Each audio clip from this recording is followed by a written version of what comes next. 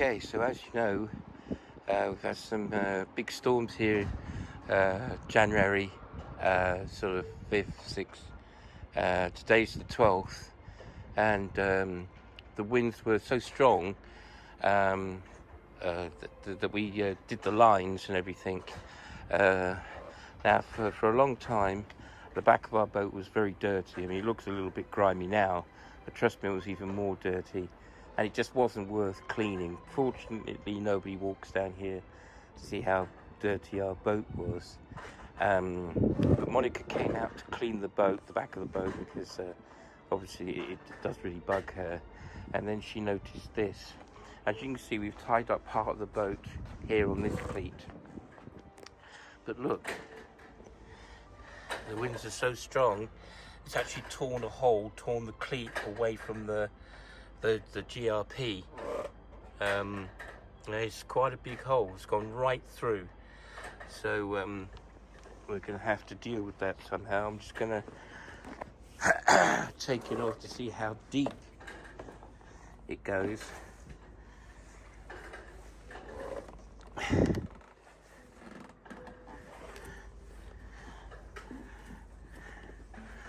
Alright. And then this is just the electricity cable, just to keep the thing. You see how strong the wind was. It's even bent the metal. Just bent it, curled it like like a cow's horn. That's really bad. Look at that. Pulled it all the way that way. Look, all the way through the GRP.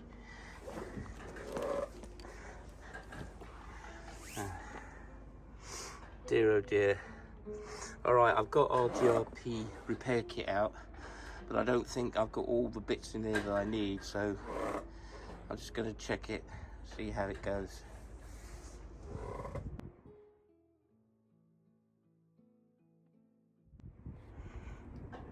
Okay, so as you can see, it's a bit of a sunny day. It's a bit dry. Well, drier than the last days. I don't know what I'm talking about. So I can do some of the preparation.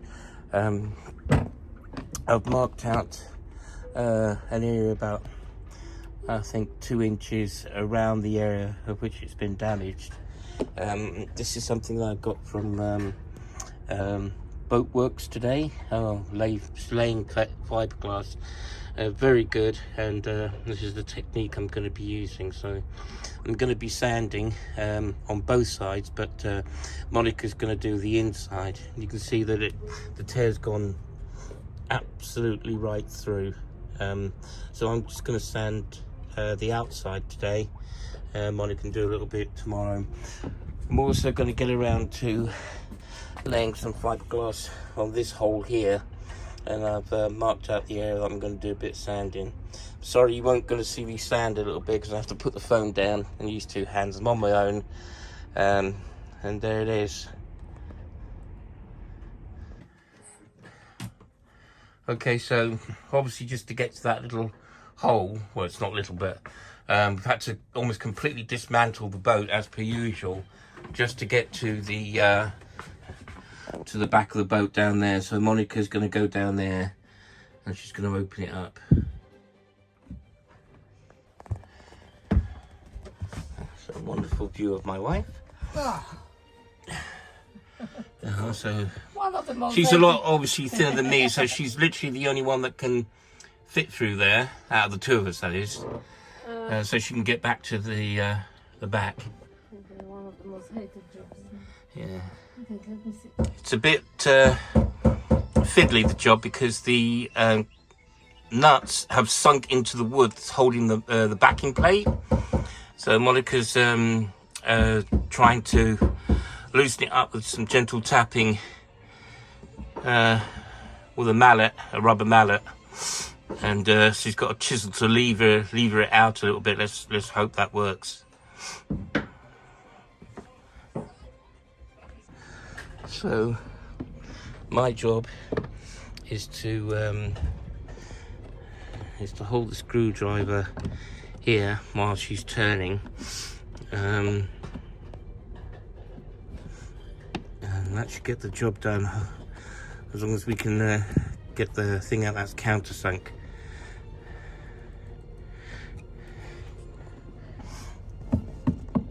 So as you can see, we've got it halfway out, just one side of it, but the other side is causing a problem. So Monica asked me to just to pull it out completely. It's buried deep in the wood apparently, so she's going to need my help again. So all right, so you can see here the horn is bent completely, and that's the wind strength with the weight of the boat and the pressure on the rope. And we got the backing plate off, so it will come out now. Yeah, and you see it's actually bent. God, it's bent the metal. We'll have to get a new one of those. In fact, we might just as well get a whole new cleat for the back. I don't know if you can see this very well, but you can see the hole where the cleat went in is countersunk, and that's fine. But look at the state of the other one. Okay. All right, it's in really bad condition. If I turn it over, you can see what I mean. All right, so it's completely gone. I doubt we can reuse this. I was thinking about using this and then just putting the holes in this way, but I think it's probably worth getting a new piece of wood. It's really not worth taking the chance on that. Yeah, let's call it what it is. Yeah, it's probably as old as the boat, you know, so we could do with a new one of those.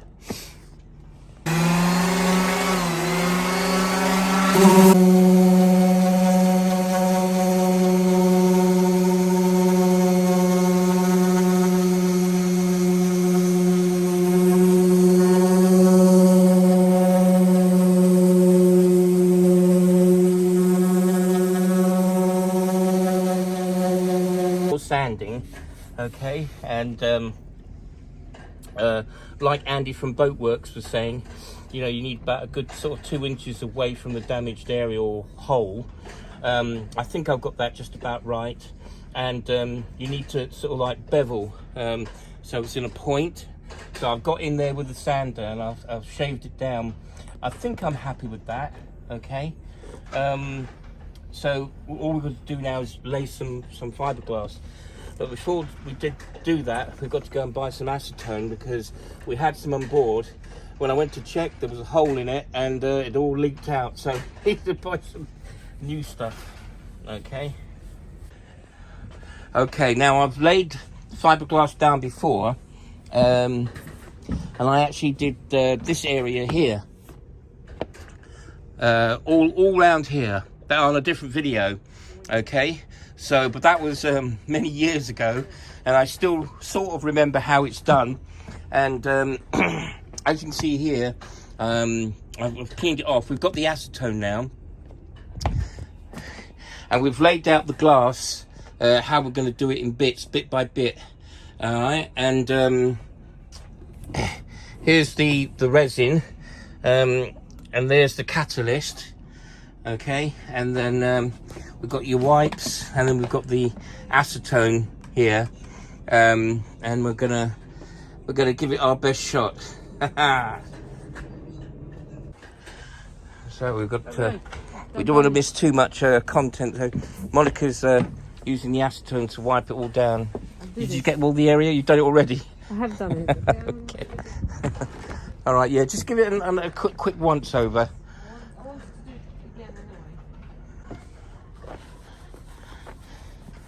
Yeah.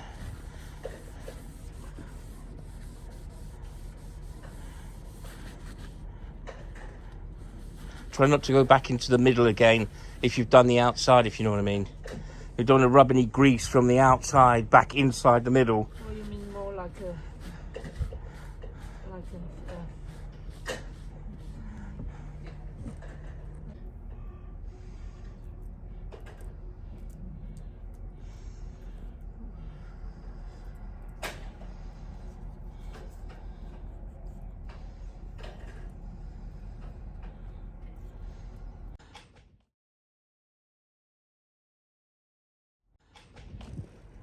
Also, part of the project today, because I don't want to do too much in one go. I was going to do this yesterday, but you know, that's just going to rub out.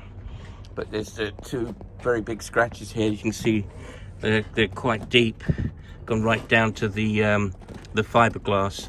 So I'm going to rub this down, and then I'm going to use the same layered fiberglass for this job as I am for the back of the boat, where the cleat was.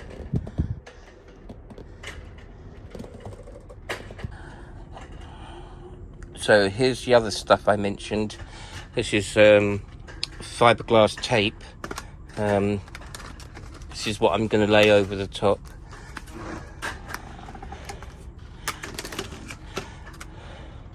So it's still good.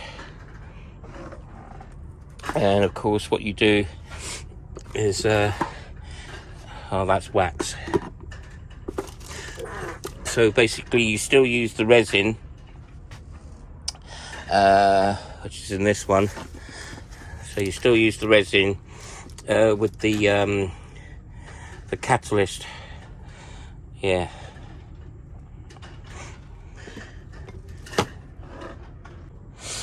So as you can see, I've already cut the strips. This will be for the round one at the back of the boat, where the cleat is, and because it's circular and I'm using these shapes, so I'll lay one and then overlay the other one, and so on.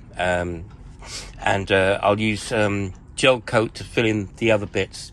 For the scratches on the side of the boat, I've got this one. I've cut to shape. I've measured it already, and then I'll use these ones. And I've got a couple of spare bits in here, just in case. So you've got to remember, as it bevels in, you've got to build up sort of layers. And when you tap in the resin, okay, that's when you can layer up from the middle out. It still needs some sanding afterwards anyway. So yeah, it's just to make it a lot stronger with this matting.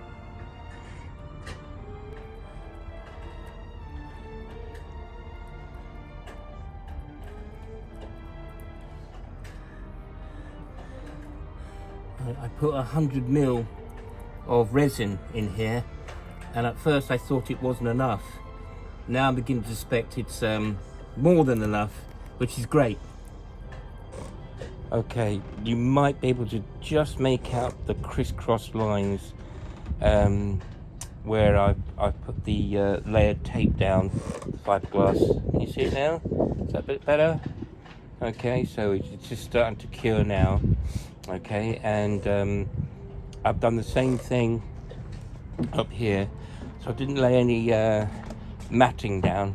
I just went straight for the tape. So it's a bit messy, but it will cure. At least I hope it does.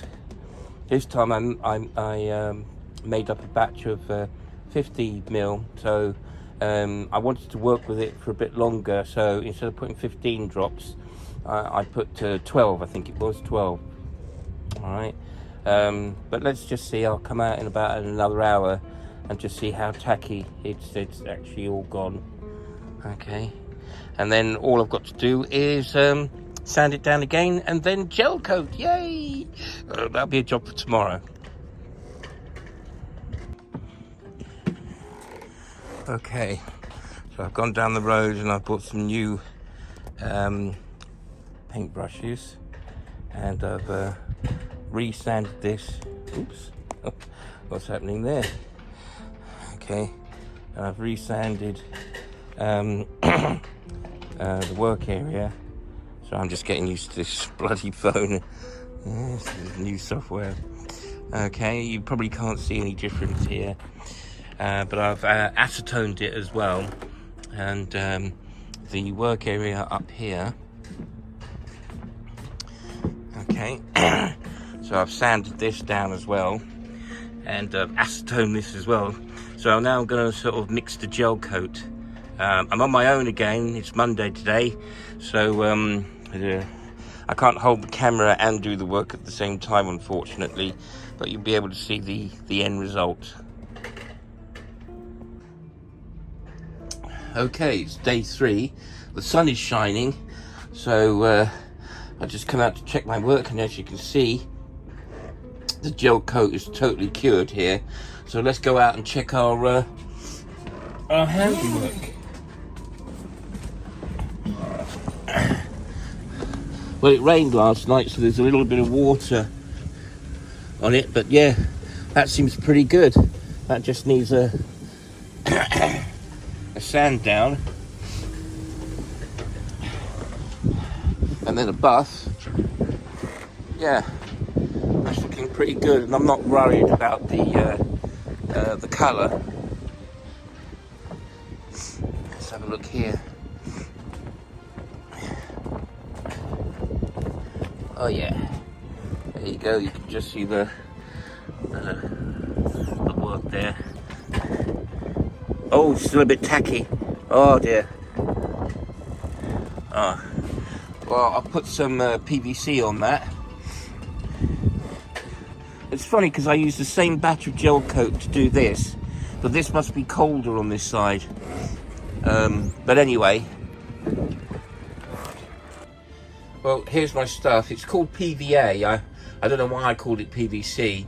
This blue stuff, it's a release agent. You put this over the top of the gel coat, and this gives it like a waterproof seal, so that underneath the chemical reactions or whatever, they can go on. You leave it on, I believe, for a couple of days, and then when it's completely cured, you literally just sand it off. So you just rub it on with a bit of tissue, and there it is. All right, so here we go. Okay, it's midday, and you can see now I put the PVA on. It doesn't look pretty, but it was a bit tacky, and it was a little tricky to put on. I just used the tissue. Obviously I shaped up the bottle first, put it on the tissue, and then just tried to go across, and then across the other way. So this way, and then this way. Did the same thing down here earlier in the day. So as you can see, probably a little bit better. Put the PVA on there. I think I'm going to leave it on for a couple of days and then see if it's still tacky, and then they just needs to be sanded off really.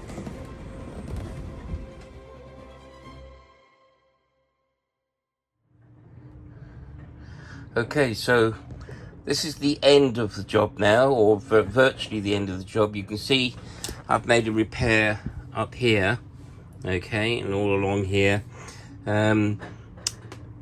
It's nice and dry, okay to sand down now, and buff, but I'm still going to wait for the warmer weather before I attempt that. As you can see here, yay, that square hole is now gone. This is the controller here for the bow thruster.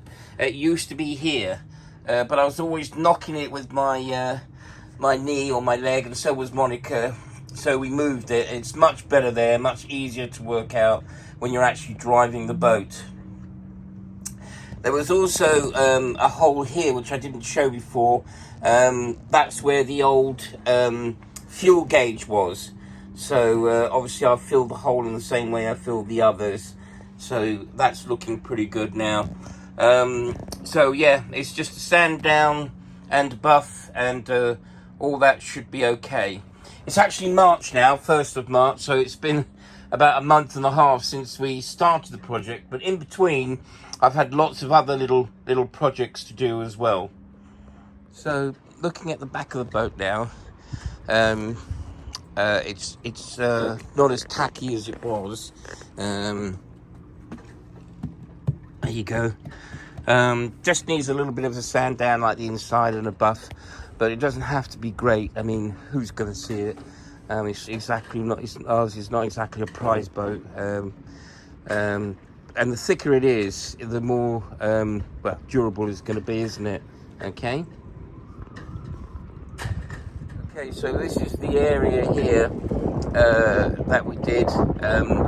It really just needs to be done in more climbs. So I'm going to wait for a nice weather now that it's March, and the last sand with very fine paper, maybe 360, maybe more, maybe even a 600 perhaps, and then a buff with the compound. Thanks for watching. If you enjoyed this video, please give us a like and don't forget to subscribe. Also, click on the notification bell so as not to miss an episode. Do widzenia, do zobaczenia wkrótce. Goodbye and see you soon. Bye. Bye.